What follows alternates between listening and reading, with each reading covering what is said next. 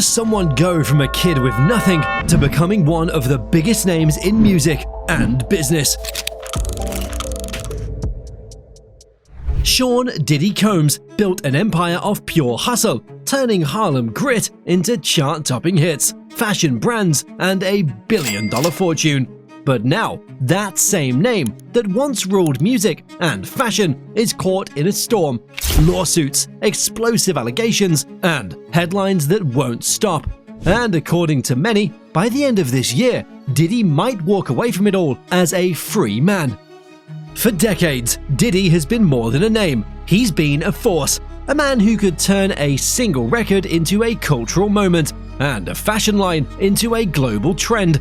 But behind every headline, there's always been a fight, whether it was for control of his music, his businesses, or his image. And now, that fight has moved to the courtroom. He's no stranger to controversy, but this moment feels different. His future is being shaped in ways that few could have predicted. To understand how he reached this point, we need to go back to Harlem, where Sean Combs' story began, with nothing but ambition and a plan to change everything.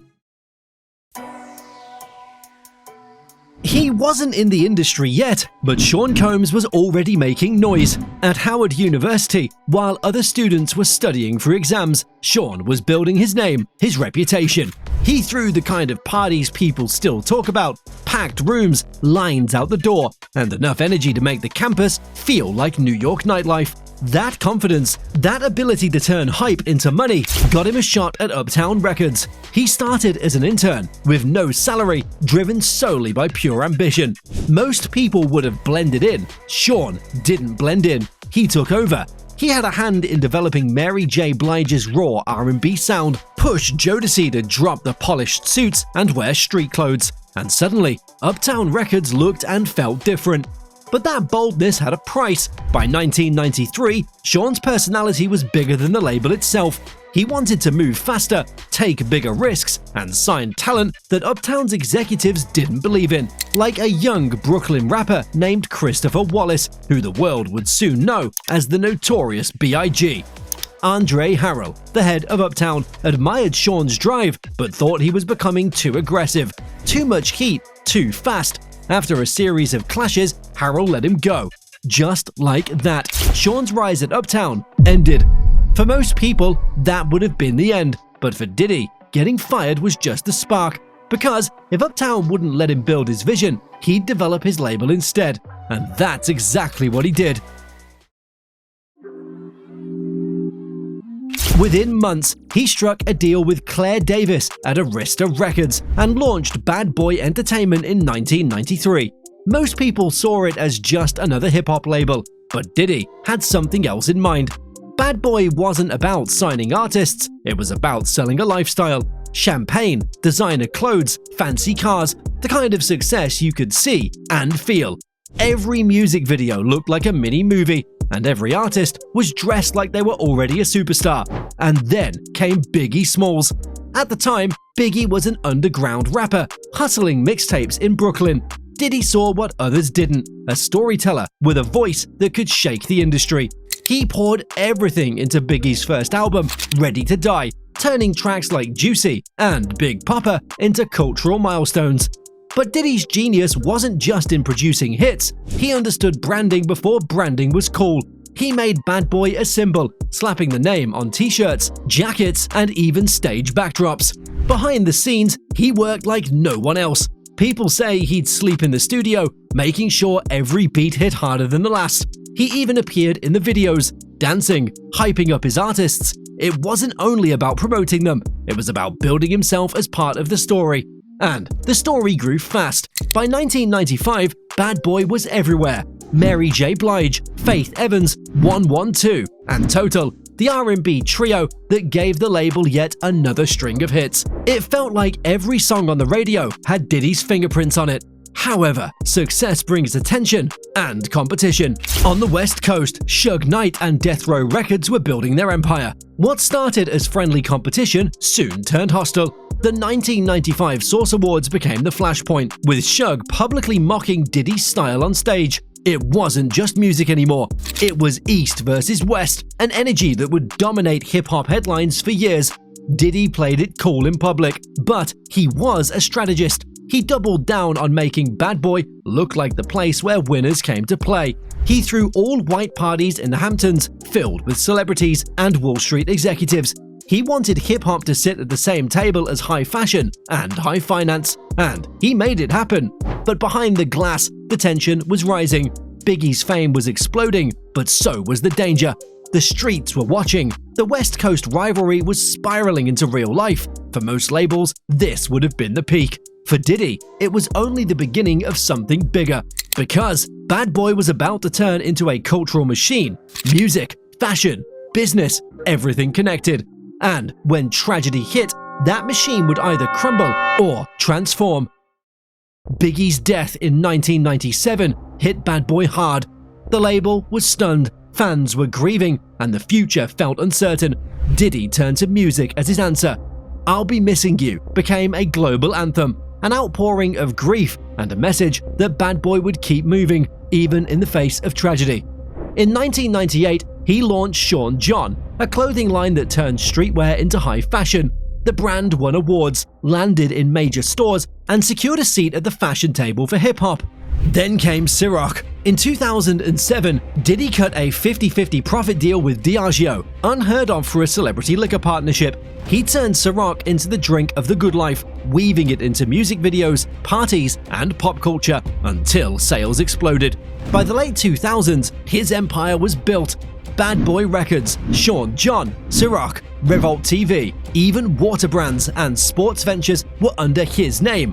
What set him apart was how he shaped his image. Every party, every music video, every ad worked like a piece of the bigger picture, an unshakable vision of success that people wanted to buy into.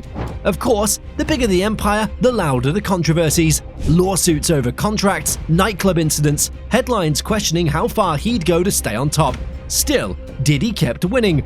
Today, Sean Combs is valued at over $1 billion, built from nothing but ambition, timing, and the power of image.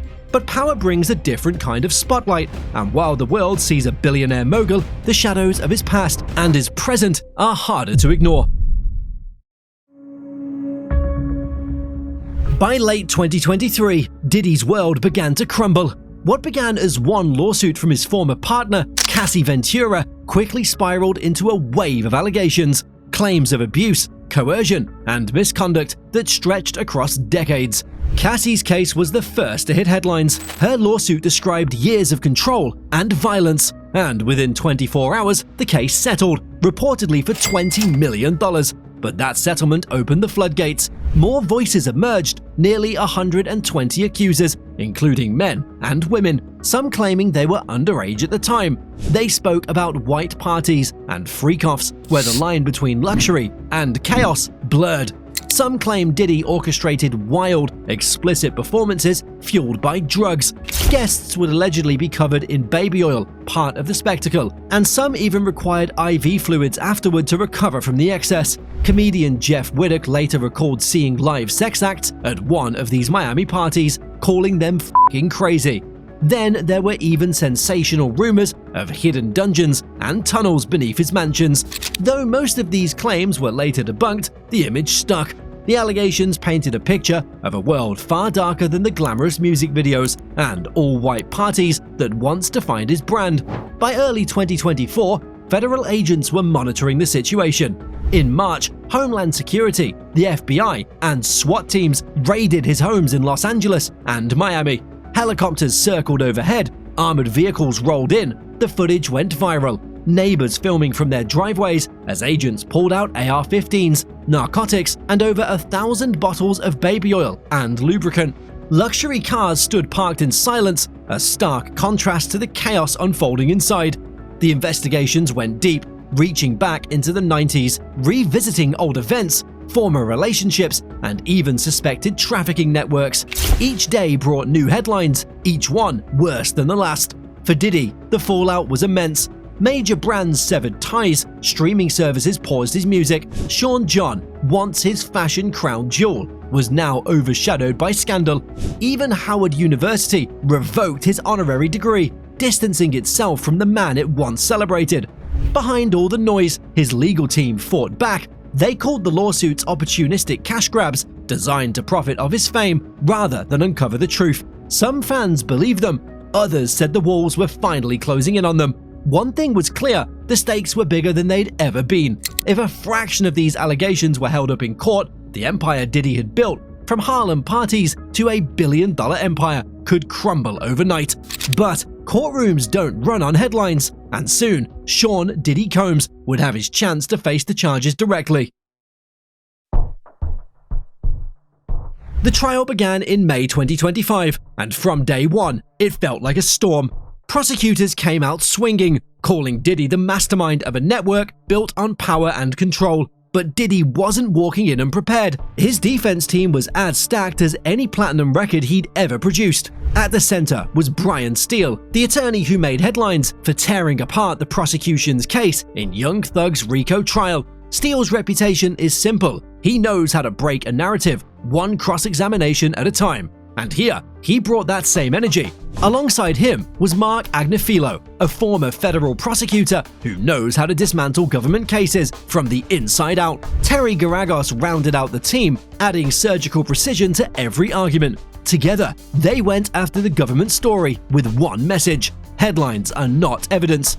The defense argued the relationships were messy, but not criminal. The parties were wild, but every adult in there made their own choice, and Steele's cross-examinations tore enough holes in the timeline to create the kind of doubt jurors couldn't ignore. For 5 weeks, the courtroom became a chessboard. Then came July 2nd, 2025. The jury deliberated for 13 hours before returning with a verdict that shook the room. Not guilty of racketeering, not guilty on sex trafficking, but guilty on 2 lesser counts of transporting individuals for prostitution. The reaction was instant. Some saw it as a win, others said he got off easy. Judge Aaron Submaranian didn't flinch. He denied bail, citing the weight of the convictions. Diddy was sent straight to Brooklyn's Metropolitan Detention Center, where he now waits for sentencing on October 3rd, 2025. But a courtroom win, partial or not, didn't stop the storm. Over 60 civil lawsuits are still active. Cassie Ventura's $20 million settlement was just the beginning. Streaming platforms muted his music. Sean John, once a fashion powerhouse, is now just a shadow of its former self. Money isn't gone, but the pressure is building. Forbes still lists Diddy at over $1 billion, but every frozen deal and legal battle chips away at that number. And as if that wasn't enough, another blow is coming. This time, not from a courtroom, but from the screen. 50 Cent, rapper, businessman, and longtime rival, has teamed up with Netflix for a new docuseries. It's set to feature rare footage, interviews with people close to the story, and an unfiltered look at Diddy's rise and the controversies around him.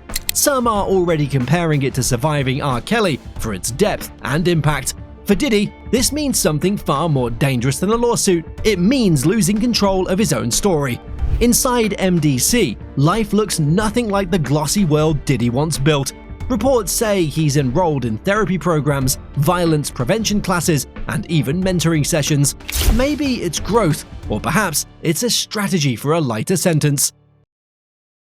October will decide everything. If the judge goes easy on him, he could walk free in months. If not, he could face years in prison. And when he walks out, the empire he built might look nothing like the one he left. Is Diddy the villain the tabloids want him to be, or just a man whose ambition finally collided with the spotlight?